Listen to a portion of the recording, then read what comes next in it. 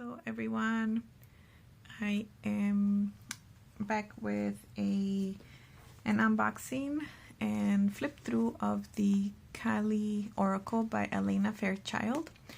I actually won this deck and journal in a giveaway on Instagram, and I feel very lucky to have been one of the winners. Before I share the journal and the Oracle deck, I wanted to show you. I have here a snake skin agate that I have had for quite some time. It has this like snake skin look to it, and I think that's why it's called the snake skin agate. And I also picked out some Mokite crystal. It's a tumbled piece that a friend of mine who used to sell crystals on Instagram tumbled herself. And I also have this wand that I made for myself with some amethyst, smoky amethyst, and the smoky quartz. And this is a branch that I picked out from my backyard. Sometimes I make wands and tools for personal use, and I really like the look of this one. Kind of gave me like the feeling of a animal with stripes and spots. Anyway, so first I'll show you a few pages of the journal.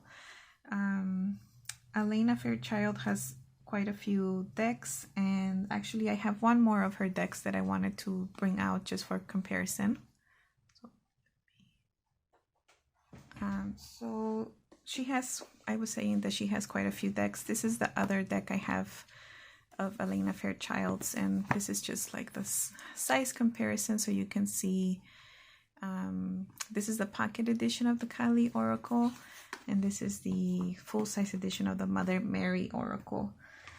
And so she has a lot of really beautiful decks. Many of them are on my wish list. The Kali Oracle was one of them. And before I get into looking at the cards, I just wanted to share a few, just like a quick look into the journal. It's really beautiful. I love the large images. She mentioned that there's journaling prompts as well as some practices that you can do to connect with Kali. I really like the feel of the journal. It's a pretty hefty journal, and the paper feels nice to the touch, and we'll see how it holds up to writing on it with like fountain pens and stuff. So she does include some practices here, as well as really nice imagery. I wanted to read a little bit from the introduction. It says, welcome to the wild, gracious, and transformational realm of the dark face of the Divine Mother. Kali has been in my heart for lifetimes. In this lifetime, I remember her at an intuitive level before I learned much about her intellectually. It is often the case with Kali that we have to feel a heart connection to her to understand her mystery. So I know I've seen some reviews of the deck, and there's some people have trouble or challenged Alana Fairchild use of this Hindu goddess, and some complaints I've heard about the guidebook for the full-size deck is that she doesn't really cite her sources. So those are some things that I do tend to pay attention to,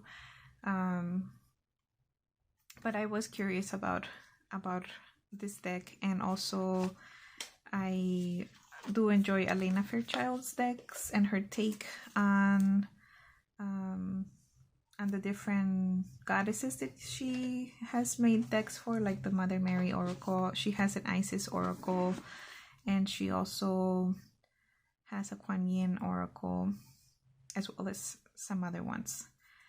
I would say that to really get to know the goddess Kali, we shouldn't just take this deck as our only source, that we should really try to go to the source and learn about the Hindu culture and learn from their stories about the goddess Kali. So I just unboxed it. So I showed the size comparison. The box is pretty nice. One thing I am sad about is that it doesn't come with a guidebook. So that's one reason why I would probably continue to keep this deck in my wish list, but just get the full size deck. So I haven't looked through these cards other than on Instagram and also on other people's YouTube reviews. So let me take this tape off maybe.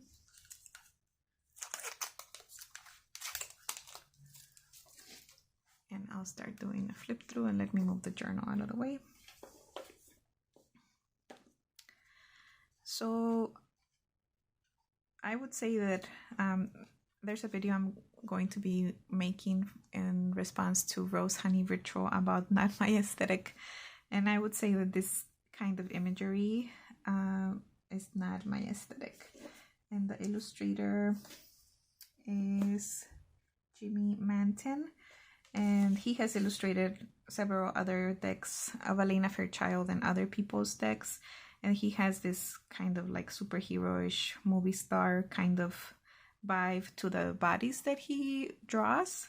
So that's one thing to keep in mind, that the bodies that we're going to see in this deck are not going to be representative of the majority of people's real bodies. So we're just gonna flip through. I always think this image of Kali reminds me of Katy Perry for some reason. But they are really beautiful. I really like the deep colors. This one also reminds me of Katy Perry.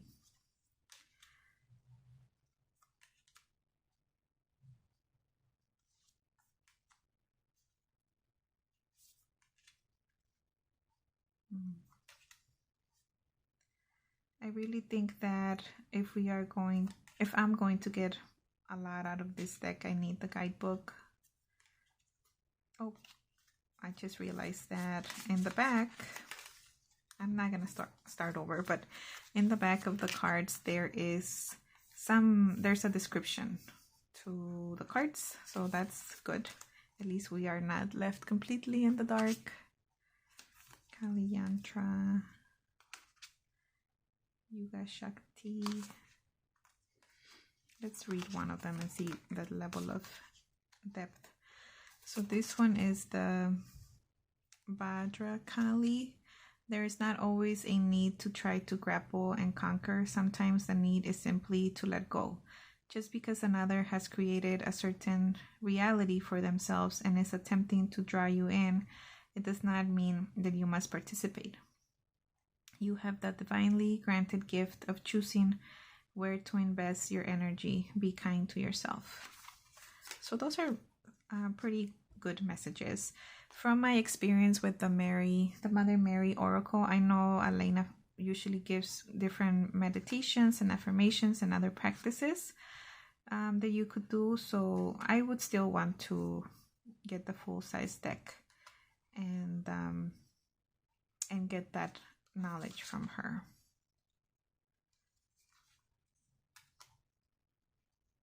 So my knowledge of the goddess Kali is that she is not for the faint of heart. And actually, I have the Dark Goddesses Tarot app, and whenever I would use it and pull a daily card for myself and Kali would come out, she was the Tower card. I would just get this chill. And the first reaction would be fear.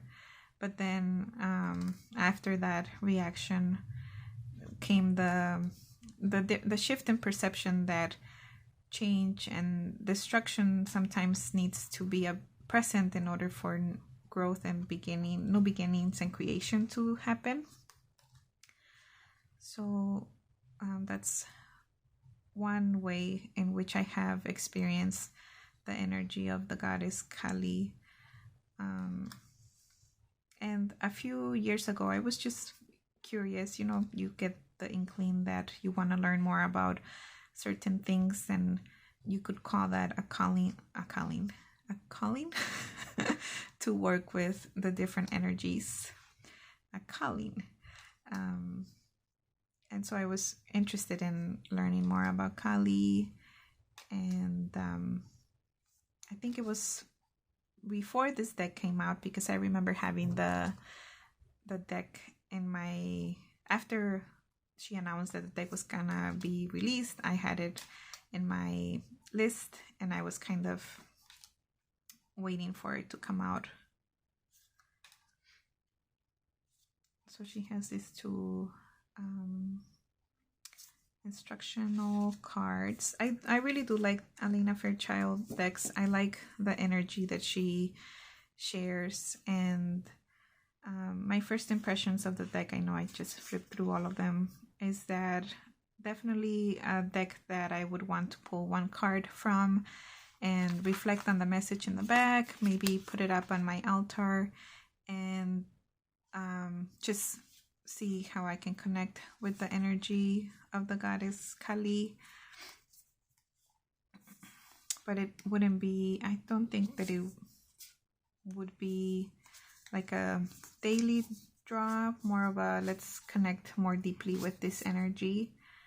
And also I think this one would be good for shadow work too, even just the images. The feeling that I'm getting from the deck, it's kind of this dark, like a descending kind of feeling is what I'm getting. Although there are some lighter cards, like I would say these two are pretty, they feel kind of uplifting. But yeah, so this would fall in the not my aesthetic realm of decks, just because of the shapes and the sometimes maybe not unrealistic, but just not common shapes. You don't see people who look like how everyone else looks. Also, there is a lot of the blue skin images, and I know there's different representations of Kali, and I don't know who this guy is, so let's see. Krishna. You can have what you need and desire, but you must be prepared to enter into the sacred fire to make the appropriate offering. Shift from focusing on what isn't working to handling overall concerns as a prayer offering to the divine. All can then be resolved and shall manifest according to loving and generous grace. So it doesn't tell us much about who Krishna is. That would be something to look into. Before I start flipping through them again, the cardstock is pretty sturdy compared to the Mother Mary Oracle, which I will show you now. I felt that the cards were pretty flimsy, and actually the first size comparison that I did was not very accurate because the box is bigger than the cards. So this is a better size comparison for the deck. So the original version would be about this big, and I think for art that you would place on your sacred space, on your altar, the bigger size would be better. It would just look prettier. I like that the cards are matte. They don't have that shiny, shimmery look to them, and they feel very smooth, and they're kind of borderless, but they do have this little border here, which I don't think, I don't mind that it's not so pronounced like the borders around the Mother Mary. So overall, because this was a gift, I feel really grateful to finally have this deck and to start getting to know it. And then hopefully after I work with it for a few months, I will decide if I should invest in the full-size deck so I can get the guidebook. So thank you so much for tuning in for this video, and I hope you enjoyed my unboxing of the Kali Oracle by Alana Fairchild. Thank you.